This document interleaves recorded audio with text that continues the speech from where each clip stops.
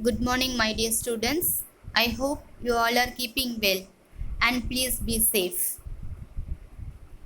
Dear students, today we are going to continue the same chapter, that is chapter 10, Motion and Measurement of Distance. So in the previous week we have discussed about the introduction of this chapter, need of measurement. What are the needs are there in our day-to-day life with the help of measurement, and the measurement of a quantity. Also, we have discussed about need of standard unit. What is cubit, what is yard, what is angle, etc. And we have discussed about standard units of measurement, multiples and submultiples of units of measurement, standard units of length, mass and time, rules for writing the symbols of units, need for accurate measurement, correct measurement of length, precautions while measuring length. Everything we have deeply discussed. I hope you might have watched this video and you might have understood. So today we are going to deeply discuss about rest and motion. What do you mean by rest and what do you mean by motion? So first let us see the introduction of rest and motion. If you look around your classroom, just imagine your classroom and just look around your classroom. You see many things.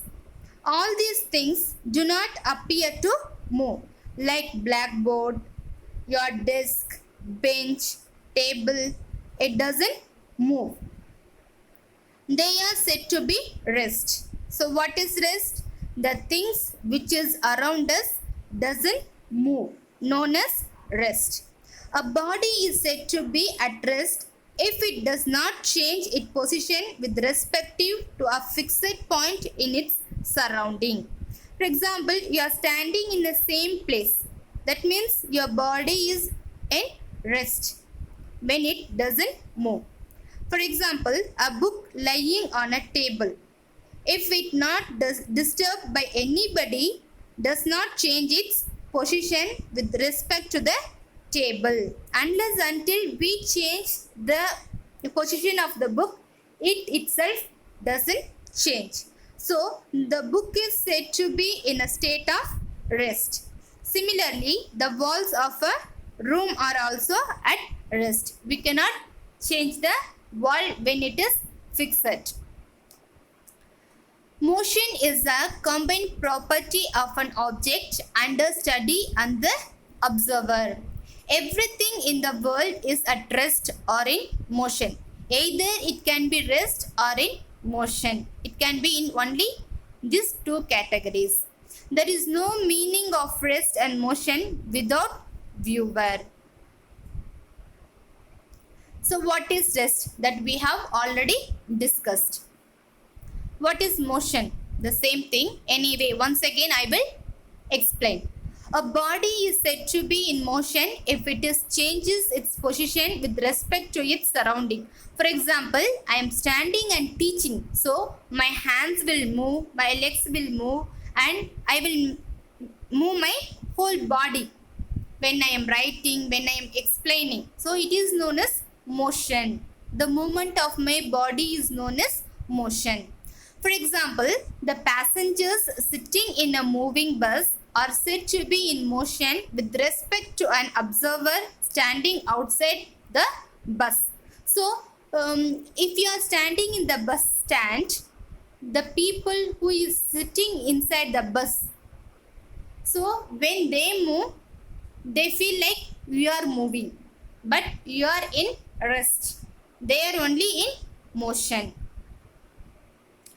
Relative rest and motion.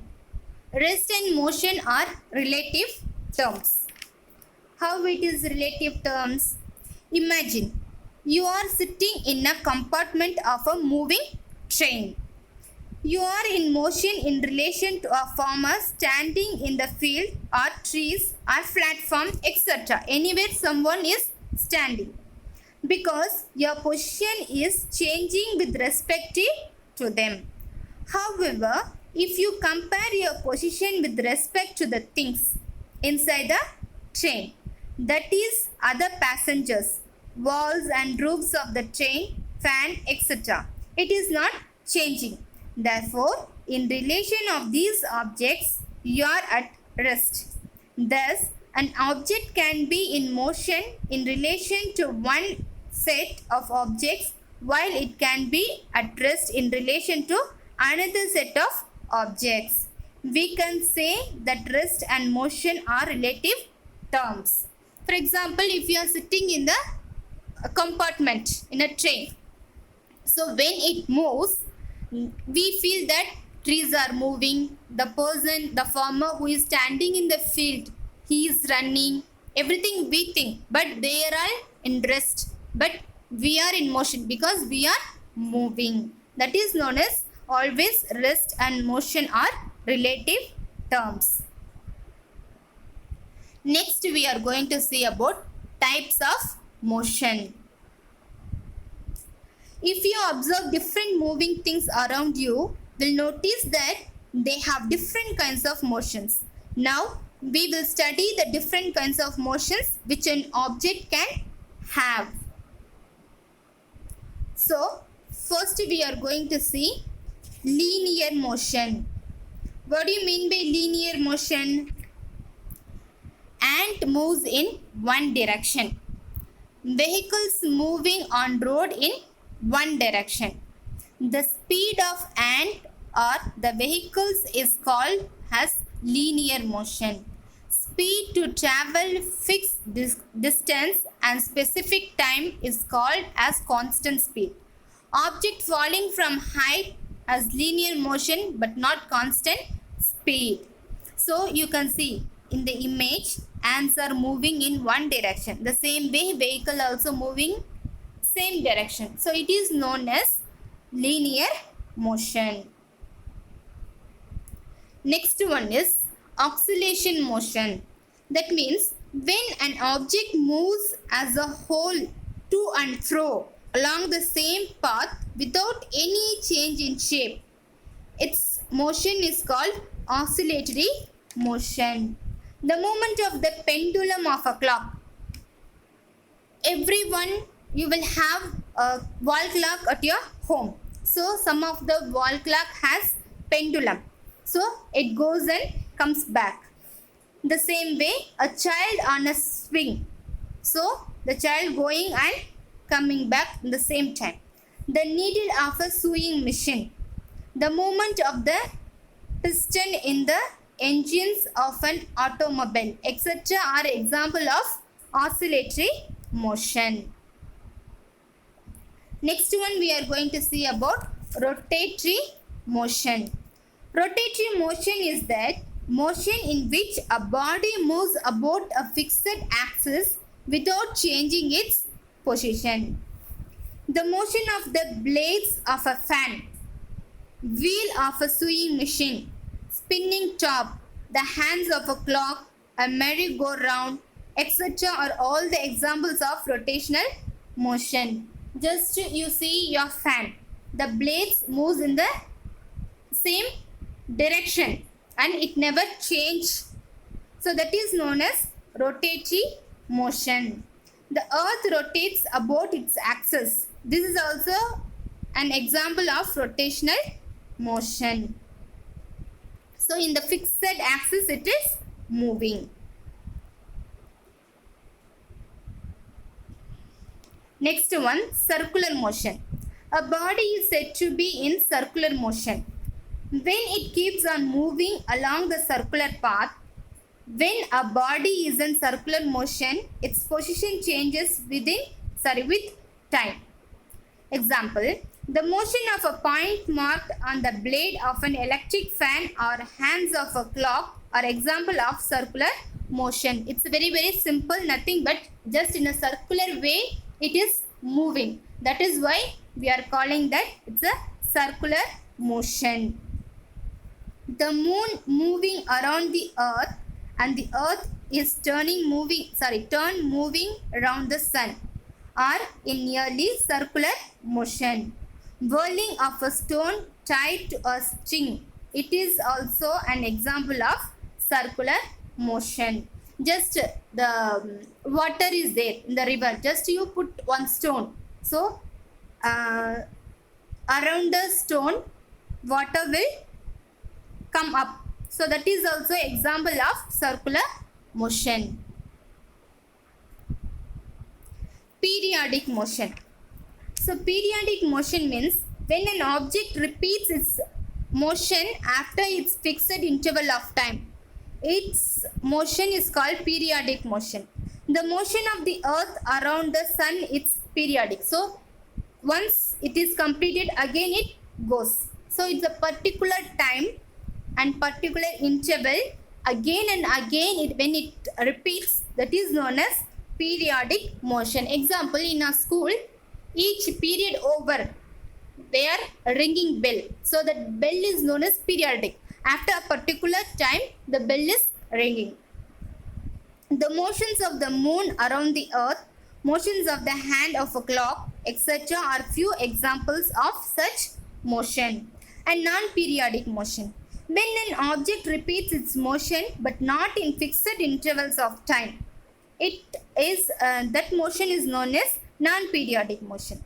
Some types of repetitive motions, for example, swinging of your arms while walking or beating your heart, are repetitive but not periodic. Means it is repeating a heartbeat. Just take an example. Always it beats left up, but when you run, it increases its speed. So without any particular time when it is repeating, that is known as non-periodic motion. So rectilinear, already we have seen what is rectilinear and linear. These both are same. Vibratory motion. Sometimes the whole object does not show to and fro motion, but a part of it shows motion. Such a motion is called vibratory motion. This motion is actually a very fast and to and fro motion. So it is example of this musical instrument. Oscillatory motion already we have discussed. Circulatory motion also already we have finished. Curvilinear motion. When a body moves along the curved line, it is said to be a curvilinear motion. The motion of a vehicle on a curved road, tip of the pencil while writing, etc. are example of curvilinear motion. So curvilinear motion means just when we are turning, when like a curve, when we are turning, when we are writing, we use the tip to curve. And when we are going in vehicle, when the U-turn comes, then just we are turning. So all these things are example of this curvilinear motion. And next one is uniform motion. When a body covers equal distance in equal intervals of time along the same straight line, its motion is called uniform motion. A car moving on straight road at a constant speed has uniform motion. So the same speed when a car moves on the road is known as uniform motion. Non-uniform motion, just its opposite to uniform motion. When a body covers unequal distances in equal intervals of time along the same straight line, its motion is called, so two cars when it is moving on the road with the same distance, same time is known as uniform. With different time and with the different distance is known as non-uniform motion.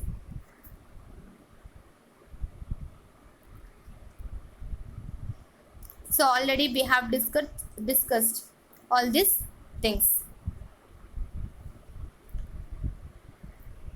Different motions at the same time. An object can have more than one kind of motions at the same time. The earth rotates. It is known as rotational motion about its axis, and at the same time it revolves around the sun in a circular path. So it's circular motion. So the same events has more than one or two motions known as different motions at the same time. When we ride on a bicycle, the wheels not only move forward but also rotate. Thus, the wheels of a vehicle have rectilinear and rotatory motion simultaneously. The third one, when a person draws water from the well, the pulley on which the rope runs has a rotatory motion, while the bucket coming up as a rectilinear motion. So from up to down and down to up, the bucket comes as a rectilinear motion. When we use the pulley, so it is known as rotatory motion. So both the motions having the same time. In a running sewing machine, its wheel moves with circular motion. Its needle moves up and down. The motions of both wheel and needle are periodic. So all these things we have discussed. My dear students, we have completed the chapter 10, motion and measurement. I hope you might have understood, and if you have any queries, if you have any doubt, please ask me, and try to do all the activities which is given in your book. In the previous week itself, I have given the question and answers of this chapter. Those who completed, you are good, and those who are not completed, kindly do it by this week, and the end of the week you will have surprise test. So dear students, kindly read, learn and write it in your notebook with neat and good handwriting. Thank you. Have a nice day.